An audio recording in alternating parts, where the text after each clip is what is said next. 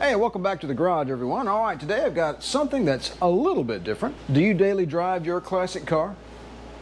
I do. If you have achieved that status of daily driving your classic Mercedes, there's one thing that you probably haven't done, and it's extremely simple, but you need to know how it works and how it's done if ever you get stranded. And what am I talking about?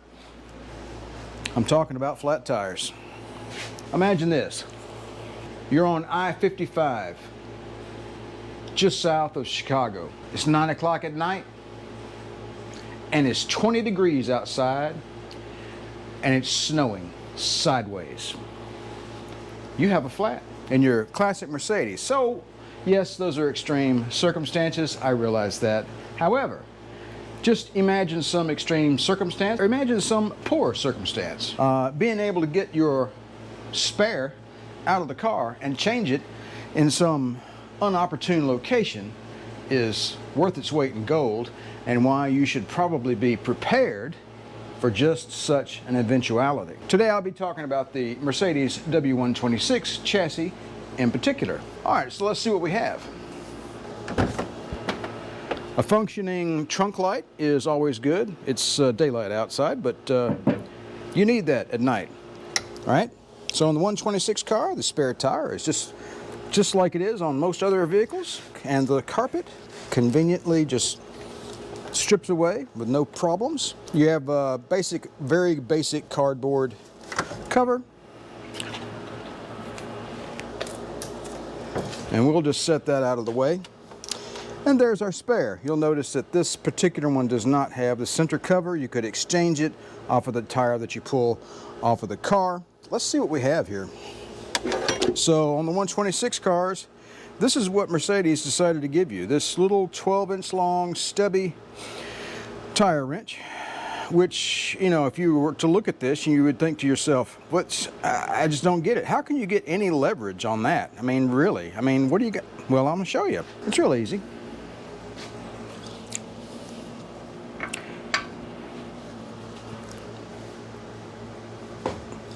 There we go. There's one broken free. Number 2. 3. Number 4. Number 5. All right. All right, so I had actually done this very same thing not too long ago when I had a flat in a parking lot of a local store I was in. The guy come in and he said, "Hey, who's out there with the old Mercedes?" I said, "Yeah, that's me." "Well, you got a flat tire." I'm like, "Oh, holy cow." Okay, fine. Anyway, so this little hold down thing with a threaded shaft on it, I had actually removed that, and I had forgotten to put it back in place the other day, so shame on me for that. Now, this brings to light one aspect of this. This wing nut here, you know, if you don't have a lot of hand strength, you might take some doing to get it off of there. Now, your Mercedes is supposed to come with an old set of tools here. Let's take a look at that real quick. There you go. Got a set of pliers in there. How about that? So if you don't have your little tool kit with you, I would recommend finding one on eBay, or just bring some tools, you know, or just go to Harbor Freight and buy some cheap tools. I guess my point is here, make sure before you get in a predicament, make sure you can loosen this with your hands. You know, just go out to your trunk, open this thing up, and make sure you can loosen it and get the wheel off, because you don't want to be trying to struggle with this at 9 o'clock at night when it's 20 degrees on the south side of Chicago or some other big city. Boom. Okay. You don't want to reach in here with both hands on either side and lift, you know, with your back. That's just dumb. What you want to do is grab one side of the tire, just kind of wiggle it out of there. You know, just kind of wiggle it out of there. And what you can do is you can just kind of ease it on out of there. These wheels don't weigh a lot. These little bunt wheels on the 126 chassis and the 123, they just don't weigh a whole lot. All right. We got our spare out of there. All right, let's go ahead and get our jack out. Now, this is the Mercedes jack. It's a little weird, a little unusual. And the first time I saw it, I was like, what in the world is this thing right here? Well, it's a very simple affair. You got this little rod right here. And you got a little crank right here. And it just goes round and around and makes this thing go up and down. Pretty simple. Where does it go? Well, you got a hole right here. You want to get it up to the right height? Well, there's an easy way to do that.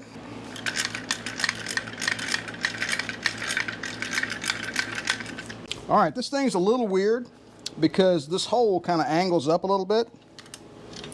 So you got to get it in here. So I'm a little bit high. Let me lower it. Let me get it to the right height here. All right, now I want to get it close anyway. So there we go. All right, now you see how it's at an angle? It kind of sticks in there a little bit. Well, that's by design. Make sure this thing's all the way in here. And once you start cranking on this thing and the car starts going up, everything will fall into alignment. Also, you might want to carry a little piece of wood in the back of your Mercedes. Keep your car from rolling away. All right, so let's go ahead and jack her on up here. Not really jacking, we're just kind of twisting, you know. And this thing is, look at that. You see that? 2 fingers, thumb and a forefinger. Look at that. No muscular strength really required for this. I mean, you know, that's the kind of thing they have to think about, you know, when they make a car, right? Ease it on up there.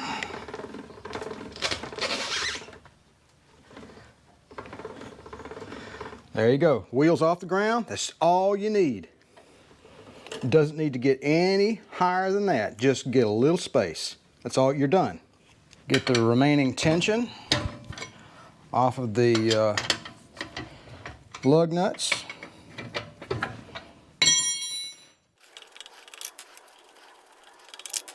Let me tell you what, boy, it's hot today. Man, the sweat is dripping off of me. That one's got a little tension on it from the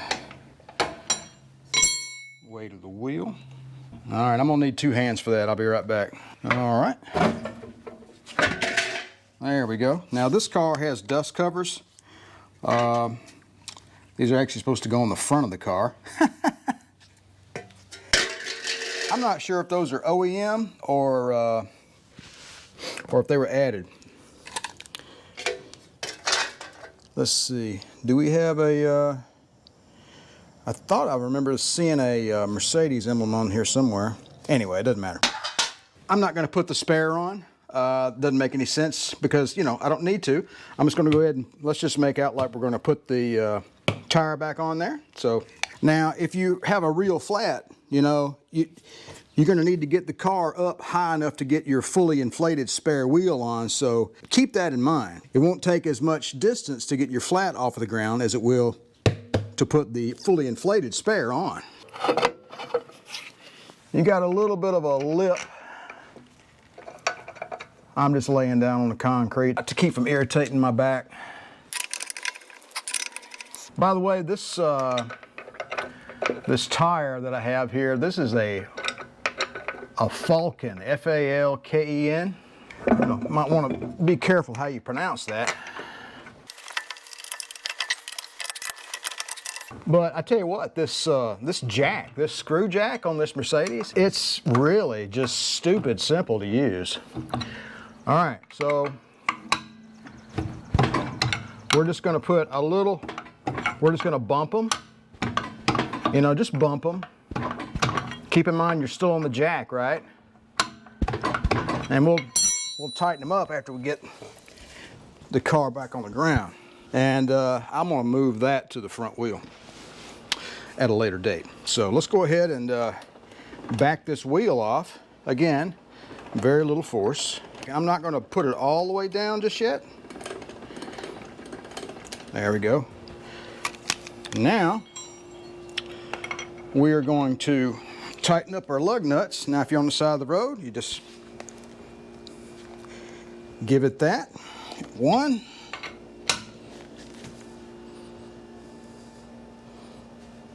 2. If you're on the side of the road, this is all you need to do. 3.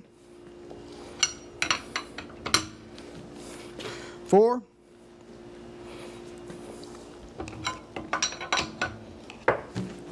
5. Now I'll get the torque wrench out here in a little while and make sure those are done right, but we're done. You have changed out your flat. And you can see how that thing goes back to an angle. When you raise the car, this basically just kind of moves out and it straightens up. There you go. All right. Basically get all your stuff. Get your spare wheel back in place. And don't forget to tighten it down, you know, like I forgot to. All right, got our spare tire in there. And we're gonna get our little doohickey tightened up. We can find the hole down in there. There it goes. You don't want this thing rattling around back here. It'll just make things noisy for you. Want to get it centered. And it doesn't need to be, you know, bad tight. Just as tight as, you know, you feel comfortable with it. Just, you know, snug, you know, because you don't want to be struggling with that later on. Now, clearly the jack, you're going to have to lower the jack back down to here so that it can fit in this corner right here. All right. So, like that. I'll be honest with you, I think there was a tie down in here of some kind, and I'm probably not putting this back in here absolutely correctly, but I've got to do some rear end work on this car still, because I've got a big old rust hole right there I've got to repair, and I've got to take this rear bumper off to do it. So, you know, at a later date, I'm going to be in here messing around, so I'll clean this up, you know, when I do all that. Get our jack tool back in place. Got our tool kit back in place. Our little cover. Now, this is not a trailer queen. This is a 210,000 mile car. It's 39 years old. So, well, it looks pretty good, you know, considering all that. Got your carpet back in place, and you're all done. Now you're ready to hit the road and go get your flat fixed. All right, there you go. Just a quick and dirty video on how to change a flat on a Mercedes W126 chassis. I'm sure it's very similar on others as well. I appreciate you guys stopping by the channel. Don't forget to like, share, and subscribe. And if you'd like to be notified whenever I release a new video, don't forget to click that little bell down below. You guys have a good one, and remember to enjoy daily driving your classic Mercedes.